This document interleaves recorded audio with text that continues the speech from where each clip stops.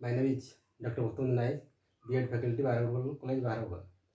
Today we discuss the topic diagnosis test और निदानात्मक परीक्षण। निदानात्मक परीक्षण किसको कहते हैं, कब हुआ था, पहले हम इसे स्टार्ट करेंगे फिर आप आगे बढ़ेंगे। तो निदानात्मक परीक्षण तो अनुसंधान के माध्यम से एक चिकित्सा पद्धति जो अपनाया गया था, तो स्थापित किया गया था WHO वर्ल्ड हेल्थ ऑर्गेनाइजेशन के द्वारा 15 मई 2018 में विकसित हुआ था। क्योंकि जो बीमारी को रोकने के लिए तभी परीक्षण निदानात्मक परीक्षण किया गया था। तो उसी का अनुसार हम लोग आगे बढ़ेंगे।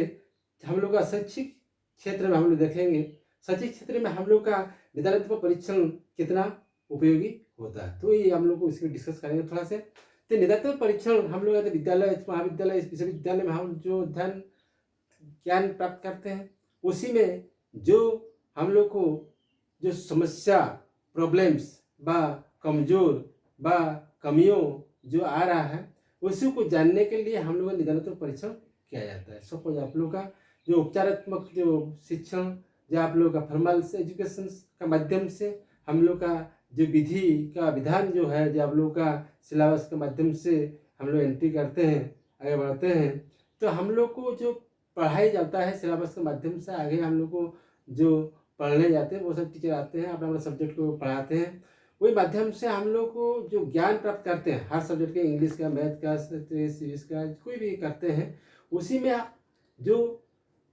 बहुत सारा जो स्टूडेंट का जो भी समस्या उत्पन्न हो रहा है, कठिनाई है, तो कमियों जो कमजोरियों को पता करने के लिए हम लोग को एक टेस्ट किया जाता है। क्योंकि हम लोग का बीच बीच में हम लोग टेस्ट करते हैं, जैसे आप लोग का क्लास टेस्ट होता है, ये असाइनमेंट हम लोग टेस्ट लेते हैं, हाफ ईयरली एग्जाम भी लेते हैं।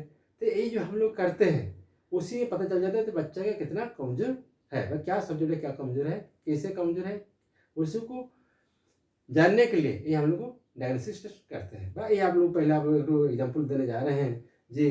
निदानात्मक परीक्षण तो डॉक्टर पास हम लोग जाते हैं, कोई भी आप लोग का अपने पेशेंट को लेकर जाते हैं, तो डॉक्टर पहले हम लोग देखता है, पूछता है, वो पहले ये डायग्नोसिस टेस्ट के माध्यम से उसको जांच करने का प्रयास करता है, उसको निदानात्मक परीक्षण का द्वारा से पहुंचने की कोशिश करता है कहाँ पे डिजीज, उसका क्या डिजीज है जानने के लिए प्रयास करता है। तो पहले तो निदानात्मक परीक्षण पहले स्टार्ट करता है, विभिन्न प्रकार पूछता है। तो आप में पूछने के बाद सपोज आपके जो मैंने जानने के लिए जो प्रयास करता है जान नहीं पा रहा है, सपोज ये डायरेक्ट टेस्टिंग करने भेज देता है कि ये ब्लड टेस्ट करके आइए, कि यूरिन टेस्ट करके आइए, तो टेस्ट के माध्यम से हम लोग जाकर पहुँचते हैं, तो फिर उसे जान लेता है कि ये उसका ये जो कमी यहीं पे है, इसमें तो क्या मेडिसिन देने से पता चल जाएगा। तो ये आपका फॉर्मेलिटी जो आपका उपचारात्मक शिक्षा जो बोला जाता है, तो उपचारात्मक शिक्षा माध्यम से उपचार करने में प्रयास करता है। जो उपचारिक शिक्षा क्या है, पूर्व निर्धारित पहले से ही आप लोग का वैज्ञानिक रूप में कोई विशेषज्ञ के द्वारा कोई जो मेडिसिन बनाया गया उसी को ये देता है, भाई ये बीमारी को यही मेडिसिन देने से वही उपचार हो सकता है। भाई उसे निदानात्मक जो निदानात्मक पहले किया, बाद में औपचारिक ढंग से उसको निदान किया। तो ये हो गया, तो आप लोगों का समझ में आ गया, तो डायग्नोसिस टेस्ट का उसका मीनिंग समझ में आ गया, हो गया। चलिए आगे बढ़ते हैं। ये ऑब्जेक्टिव बा, ये जो आप लोगों का उद्देश्य, तो उद्देश्य कैसे जानिएगा, तो ये जो निदानात्मक परीक्षण करने का उद्देश्य क्या क्या है, तो कोई विशिष्ट विषय के प्रकरण को हम जो बच्चा को पढ़ाते हैं, जो प्रकरण को लेकर पढ़ाते हैं, तो बच्चा जो हिंदी की, इंग्लिश की, हिस्ट्री की सीरीज कोई मतलब टॉपिक पढ़ाते हैं, उसी में जो आप लोग का बाधाएं जो उत्पन्न हो रहा है, क्या कमियों है, कमजोरियों है, इसको पता करने के लिए हम लोग ये जो निदानात्मक परीक्षण का हम लोग ले सकते हैं, उसका पता लगा सकते हैं। दूसरा हो गया तो आप लोग का जो सपोज टीचिंग लर्निंग्स में कोई बाधाएं तो उत्पन्न हो रहा है, इसको हम लोग पता कर सकते हैं। फिर आप लोग का शिक्षण जो आपका प्रक्रिया जो है उसमें सुधार करने के लिए प्रयास कर सकते हैं। और एक कर सकते हैं, जैसे आप लोग हम लोग क्लास में, जैसे आप लोग का जो ये गिफ्टेड है, सुपरियर है, एवरेज है, तो हम लोग ये जो गिफ्टेड, सुपरियर, एवरेज जो स्टूडेंट बैठते हैं, उसी को हम लोग जान लेते हैं कि बच्चा किस में पीछे है, तो उसे देखकर एवरेज स्टूडेंट को किस तरह के फीडबैक देने से बच्चा आप लोग डेवलपमेंट कर पाएंगे, आप लोग को यही जान लेते हैं। फिर हो गया तो आप लोग का तो पाठ्यक्रम, तो पाठ्य वस्तु के बारे में हम चर्चा कर सकते हैं। फिर पाठ्य वस्तु का पाठ्यक्रम क्या है, जो आप लोग जो सिलेबस हम बनाते हैं, उस सिलेबस में कौन एरिया को प्रोवाइड करना चाह रहे हैं हम लोग, तो ये प्रोवाइड तो एरिया में जो कर रहे हैं तो ये एरिया को आप पहले जानना चाहिए। तो बच्चा का आप लोग का उसे इंटरेस्ट क्या है, उसे एबिलिटी क्या है, उसे नीड्स क्या है, तो वही आधार को देखते हुए हम लोग यदि सिलेबस को बनाकर उसको तो हम प्रोवाइड करेंगे, बच्चा अच्छा तरह से ये लोग डेवलपमेंट हो पाएगा। पहले निदान करना चाहिए कि आप लोगों का जो आप लोगों को सिलेबस प्रोवाइड करने से पहले आप लोग को इसको किस टाइप का सिलेबस बनाने से उसका उपयोग हो पाएगा। ये हो गया था आप लोग का ऑब्जेक्टिव निर्धारित परीक्षण करने से आप लोग जो आप लोग का उद्देश्य। चलिए आगे बढ़ते हैं हम लोग का characteristics of the good test. Characteristics of the good test विशेषताएं जो आप लोग का गुड टेस्ट का क्या है, तो रिलायबिलिटी है, वैलिडिटी है, नॉर्म्स है, ऑब्जेक्टिव है, फिर हो गया तो इंटरेस्ट है, तो बेहवरिस्टिक, तो प्रैक्टिकबिलिटी यानी इंटरेस्ट है, तो डिफरेंटाइजेशंस। तो ये हो गया तो आप लोग का गुड टेस्ट में आ जा रहा है। तो रिलायबिलिटी क्या है, तो रिलायबिलिटी क्या है, विश्वसनीयता। विश्वसनीयता क्या आता है, जैसे कि आप लोग विश्वास आप लोग सपोज आप लोग ये इंटेलिजेंस से हम बुद्धि परीक्षण हम लोग करते हैं, बुद्धि परीक्षण करते हुए आप लोग का जो आप लोग फादर ऑफ इंटेलिजेंस जिसको बोला जाता है, अल्फ्रेड बिने जिसको बोला जाता है, 2005 में तो इनोवेशन किया था, पहला स्टार्ट किया था उसका। तो हम लोग जो बुद्धि परीक्षण हम लोग किए थे, आपका तो डॉक्टर मिरल का जो आप लोग का बुद्धि परीक्षण, एलएम टर्मन का जो बुद्धि परीक्षण का जो आप लोग का फॉर्मूला, ये जो आपका फॉर्मूला था IQ इक्वल टू m/c/100 करके जो किया था। सपोज आप लोग को IQ हम लोग टेस्ट करें, तो जो बच्चा का 8, 9, 10 मैंने एज का बच्चे को हम लोग टेस्ट कर रहे हैं, तो सपोज उसका IQ equal to ma/c/100 suppose उसका कारदर है। तो IQ जैसे ma का तो आपका फॉर्मूला क्या है, तो basal age plus partial credit equal to mental age. तो बार्सल एज सपोज उसका तो 8 ईयर्स, ठीक है। तो आप लोग का basal age 8 years, partial credit suppose आप लोग का तो आप लोग क्वेश्चन दिए हैं, तो आपका बच्चा 8 ईयर्स का बच्चा है, लेकिन उसका 9 ईयर्स का बच्चा का जो दिमाग रहता है उसका हम लोग क्वेश्चन डालेंगे। तो उसी बात 8 फिर 9 फिर 10, उससे जब तक क्वेश्चन को कर नहीं पाएगा तब तक क्वेश्चन हम डालते जाएंगे। तो उसी में जो आप लोग का जो बादशाह जैसे पूरा फुल कर दे रहा है हो जाते इससे बात हो जाते, सपोज 8 ईयर्स का जितना भी मैंने टैलेंट या क्वेश्चन प्रोवाइड किया, तो उसके तो फुल क्वेश्चन कर दिया मैंने, उसके तो बादशाह जो हो गया तो 8। तो जिस तरह 9, 10, 11 जो आपका पहला 4 टू किया, फिर 2 टू किया, फिर लास्ट में कर नहीं पाया, तो हो गया तो आप लोग 4 और 6 2 हो गया तो 6, तो इंटू 2 मंथ करके, तो हम लोग 6 12 तो 1 ईयर्स, तो 1 years mean 8 plus 1 equal to 9 years. तो हम लोग का मेंटल एज हो गया तो आपका 9 ईयर्स प्लस 8 ईयर्स बचा गया था। क्रोनोलॉजिकल एज वास्तविक आयु कितना हो गया 8 इजिकल टू 9 इंटू 100 करने से कितना है 112 आ रहा है। तो सपोज इसके 112 जितना भी करने से बच्चे का 112 भी ही आ रहा है, तो हम लोग विश्वास हो जाएगा, तो रिलायबिलिटी हो जाएगा कि बच्चे का इतना ही आएगा, उसे रैंकिंग इतना IQ पावर इतना ही आएगा। जैसे हम लोग का डॉक्टर मिरल ने जो किया था genius, gifted, superior, average, below average, dull, imbecile, moron, idiot जिस टाइप किया था, उस टाइप का पर कौन रैंक में आता हम लोग उसी चार्ट को देख करके हम पता कर लेंगे। आगे तो बोलते वैलिडिटी, वैधता।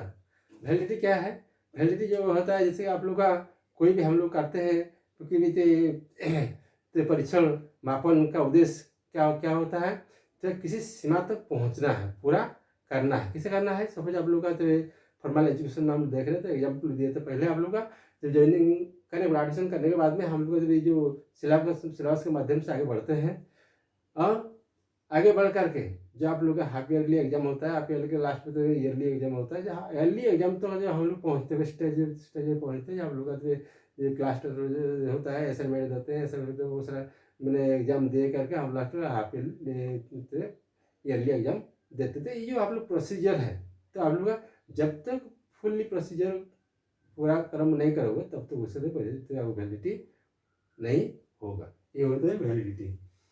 नॉर्म्स क्या है, नॉर्म्स मानक जिसको बोला जाता है, मानक यही बोला जाता है। जैसे सपोज आप लोग का कोई भी टेस्ट कर रहे हैं, तो आप लोग का ये जो अचीवमेंट टेस्ट कर रहे हैं तो उपलब्धि परीक्षण करते हैं। उपलब्धि परीक्षण जैसे EQ का जो आप लोग का तो फॉर्मूला है, EQ इजिकल टू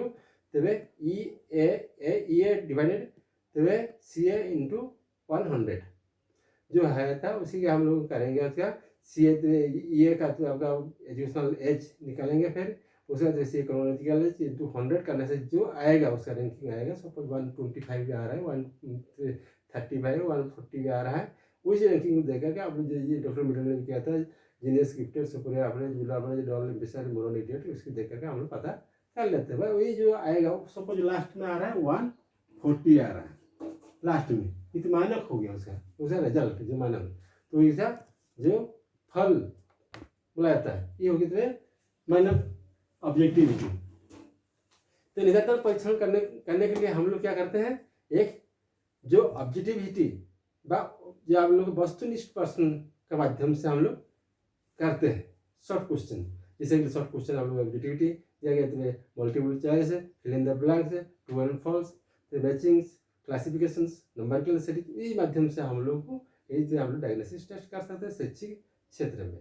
हो गया। तो आप चलते हैं प्रैक्टिकलिटी, प्रैक्टिकलिटी, व्यवहारिकता। व्यवहारिकता क्या है, व्यवहारवाद। तो जो हम लोग बिहेवियर से हम लोग क्या करते हैं उसी को थोड़ा सा हम लोग प्रैक्टिस करते हैं।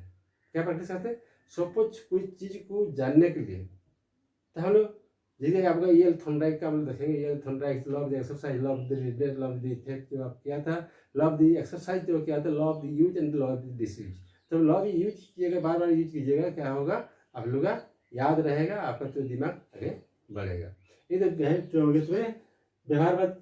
तो इंटरेस्ट, रुचि, तो रुचि क्या है, तो आपका निदानात्मक परीक्षण करने से पहले आप लोग का रुचि होना चाहिए कोई भी, तो उसी में रुचि होगा तो आप लोग को इनोवेशन करने में, तो एक डायग्नोसिस क्या है, डायग्नोसिस जस्ट लगे तो डिस्कवरी, तो इनोवेशन द क्रिएटिविटी, तो आप लोग को खोज करना है, निकालना है। जैसे कि आप लोग को चिकित्सा पद्धति में विभिन्न प्रकार का जो आप लोग को बीमारी आ रहा है, बीमारी को रोकने के लिए एक डायग्नोसिस टेस्ट किया जाता है, उस टाइप का हम लोग क्या करते हैं, उस टाइप को तो रुचि होगा तो आप लोग को नया चीज को खोज करके निकालने के लिए ये आसान होता है। ये हो गया इंटरेस्ट। तो डिफरेंटेशंस व विभेदीकरण जिसे बोला जाता है। विभेदीकरण क्या है, जैसे एक तो हम लोग एक क्लास में बच्चा का जो 8, 9, 10 क्लास का बच्चे को देखिएगा आप लोग का, तो 8, 9, 10 क्लास का बच्चा जो होता है, विभेदीकरण क्या है, गिफ्टेड है, सुपीरियर है, एवरेज है, वही स्टूडेंट जो बैठते हैं क्लास में। तो विभेदीकरण एक दूसरे से भिन्नता है, जैसे ट्विंस पद्धति, ट्विन सिस्टर इवेंट्स, तो उसका तो आपका तो physical, mental, intelligence, interest, aptitude, aptitude भी एक लोग को देखिएगा, पर्सनालिटी देखिएगा, तो एक दूसरे भिन्नता, ये एक दूसरे से भिन्नता पाई जाती है। ये आप लोग का जैसे आप लोग का डिफरेंटाइजेशन जो होता है कि आप लोग क्लास का होता है, जीनियस भी रहते हैं, गिफ्टेड भी रहते हैं और सुपीरियर भी रहते हैं। ये हो गया तो आप लोग का जो आप लोग का characteristics of the good test निर्धारित परीक्षण का इतना तो है। तो आप लोग जानते हैं तो आपका तो ये जो डायग्नोसिस टेस्ट का तो ये जो standardised test of the on standardised test आगे देखेंगे। उसका स्टैंडर्डाइज्ड टेस्ट किसको बोला, तो प्रमाणीकृत परीक्षण बोला जाता है। प्रमाणीकृत परीक्षण किसको बोला जाता है, प्रमाणीकृत परीक्षण का निर्माण वैज्ञानिक विशेषज्ञ, वैज्ञानिक होगा तो साइकोलॉजिस्ट का माध्यम से जो औपचारिक ढंग से परीक्षण निर्माण चिकित्सा अनुसरण करने के लिए किया जाता है। तो ये आप लोग क्या है, तो आप लोगों का जो ये जो स्टैंडर्डाइज्ड टेस्ट जो किया जाता है आप लोगों का कोई विशेषज्ञ के द्वारा किया जाता है, कोई वैज्ञानिक के द्वारा किया जाता है, कि साइकोलॉजिस्ट के द्वारा किया जाता है। जैसे आप लोग का intelligence test, personality test, achievement test, attitude test, aptitude test जो किया जाता है, ये आप लोग का तो पहले से ही तैयार रहता है उसका प्रोसीजर। लेकिन हम लोग देखेंगे तो ऑन स्टैंडर्डाइज्ड टेस्ट क्या बोला जाता है, ऑन स्टैंडर्डाइज्ड टेस्ट ये बोला जाता है जैसे कि हम लोग का टीचर में टेस्ट, तुम्हें कोई अध्यापक के द्वारा तुम्हें अपना ढंग से तो क्वेश्चन बना करके उसकी टेस्टिंग करना है, कोई व्यक्तित्व उसका करना है। तो ये आप लोग का तो टीचर में टेस्ट का जो होता है, टीचर में टेस्ट जो होता है आप लोग का तो सब्जेक्टिव एंड ऑब्जेक्टिव, सब्जेक्टिव ये oral test, SA test, short test, and the objective test of the multiple choice, classification, true and false, matchings, numerical series, उस टाइप का किया जाता है।